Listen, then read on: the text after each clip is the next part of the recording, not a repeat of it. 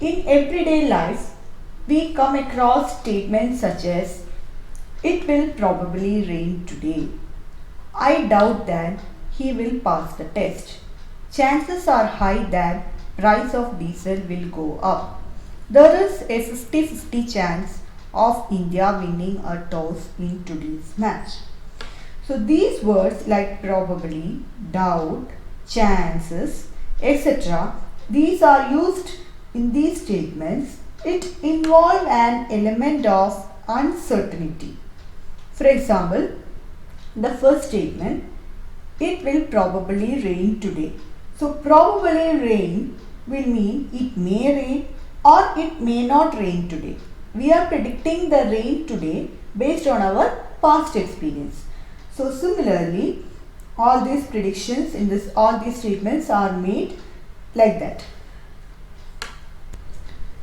So probability means the measure of uncertainty of various phenomena numerically, that is called as probability. In all these statements you can see an uncertainty. So the measure of uncertainty is called as probability.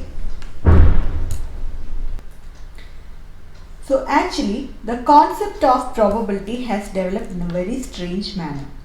In 1954, a gambler, he approached the well-known 17th century French philosopher and mathematician named Blaise Pascal regarding certain dice problem.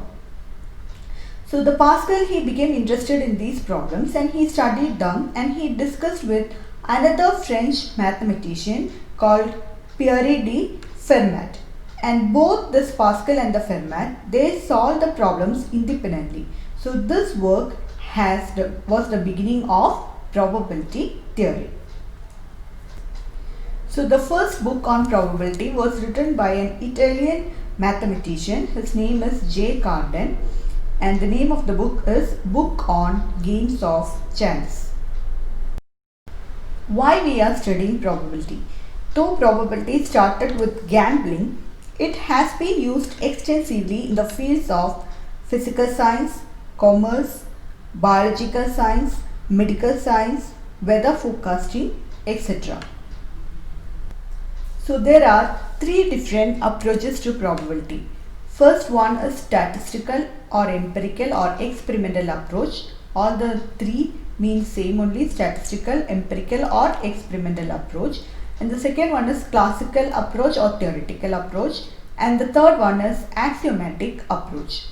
So statistical, empirical or experimental approach means actually we are doing the experiment and then we are finding out the probability. It will be observation, it will be based on observation and data collection. Whereas classical approach or theoretical approach, only equally likely events we are going to consider in that. And axiomatic approach is based on real life event. So in class 9 you are going to study about statistical approach, empirical approach or experimental approach. In class 10 you are going to study about classical approach or theoretical approach, and in class 11th you are going to study about axiomatic approach. So in this video we are going to speak more about experimental approach or empirical approach or statistical approach. So let's do one activity. So toss a coin. You know that when you toss a coin, either you will get head or you will get tail. The chance of getting the head is half, or chance of getting the tail is also half. That means probability of getting a head, because when you toss a coin, there are two possible outcomes. Either you will get head or you will get tail. If you are getting a head, then it is 1/2, or you can say it is 0.5, or we can say it is 50% chance of getting a head or 50% chance of getting a tail, or you can say that probability of getting a head is 0.5 and probability of getting a tail is 0.5. Now we'll do one experiment, that is you toss this coin 10 times. Okay, toss a coin 10 times. Now find out how many times you are getting a head. let it be 4, and number of times tails come up will be 6. So what is the probability of getting a head? You might have studied in your smaller classes. Probability means number of times that head occur divided by total number of observation, or number of times head come up divided by total number of times the coin is tossed. So here it is 4 by 10, that is 0.4. In the same way, number of times tail come up is 6. So probability of getting a tail is number of times tail come up divided by total number of times the coin is tossed, so which is equal to 0.6. Now repeat this experiment for 50 times. Toss the coin for 50 times. Suppose we are getting the head 24 times and tail 26 times. Now we need to find out the traction, that is number of times head appear, that is 24 divided by 50. We are getting 0.48. Again 26 divided by 50, number of times tail come up divided by total number of times the coin is tossed, so that is 0.52. Now in the same way, I am going to repeat this experiment 100 times. 100 times I am going to toss this coin. Then I may get the head 49 times and the tail 51 times. So number of times head come up divided by total number of times the coin is tossed. This is 0.49, and this one is 51 divided by 100 is 0.51. So we know that when you toss a coin, the probability of getting a head is half, or 0.5. So here we can see that the value is approximately equal to 0.5. 0.49 means 0.5. Here also the value is approximately equal to 0.5. This is 0.51. So what can you infer from this table? As we increase our experiment, as we increase the total number of toss of the coin, see, first it was 10, then it was 50, then we increased. We are doing this experiment 100 times. We are tossing the coin 100 times. So as we increase, or as the number of tosses get larger, the value of these fractions also are becoming closer to 0.5. So if you want to get the accurate value, you conduct the experiment more number of times. You toss the coin maybe 1000 times. If you do the experiment 1000 times, if you toss the coin, then you may get the value like exactly like 0.5 and 0.5. Or in simple words, we can say that as the number of tosses get larger, the value will be closer to 0.5. Now let us consider another activity, that is throwing a dice. So you might have seen the die. It is a well balanced cube with its 6 faces marked with numbers from 1 to 6.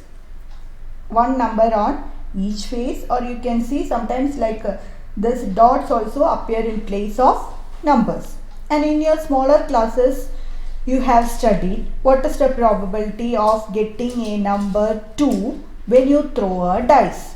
You know there are total 6 numbers. So getting a number 2, probability of getting a number 2 is 1 by 6. There are 6 numbers in the die, 1, 2, 3, 4, 5, 6. And probability of getting a number 4 when you throw a dice is also 1 by 6. Now I have done this activity. I have thrown the dice 20 times. So when I have thrown the die 20 times, 3 times number 1 occurred, 4 times I got number 2, 3 times again I got number 3, etc. In the same way, I have conducted the experiment again. I have thrown the dice 60 times and I have got each time 9 times I got the number 1, 10 times I got the number 2, 11 times I got the number 3, etc. Then I have conducted the experiment. I have thrown the die 120 times. So 19 times I got the number 1, 20 times I got number 2. You can also do this experiment and see, do this activity, and you can also collect your data, you can observe your data. Now, as before, we'll find out the fraction, that is number of times 1 turned up divided by total number of times, that is 3 by 20. So when you do this, you will get 0.15. Again 4 by 20, which is nearly equal to 0.2. In the same way, if you do this, number of time 1 turned up is 19 by 120. You can see that when you do this, 0.158. Again 20 divided by 120 is nearly 1 by 6, and 1 by 6 is nothing but 0.166. So you can see in almost these cases the value is approximate to 0.1666, etc. So when you throw a die, and the probability of getting the number 1, 2, 3, 4, 5, 6 are 1 by 6. So as you increase the number of throws, or as the number of throws of the dice is increased, you can see that the value becomes closer to 1 by 6. So here we can see that the experimental probability is actually based on the result of actual experiment. Here the probabilities are based on the result of actual experiment. Such an approach to the probability is called as experimental probability, or empirical probability, or statistical probability. And we can also see that as we increase, for example, the number of tosses of the coin increased, the experimental probability of getting the head or the tail has come closer and closer to the number 0.5 or half. So in the next videos, we will learn the definition of experimental probability and the terms related with experimental probability. So thank you for watching my video.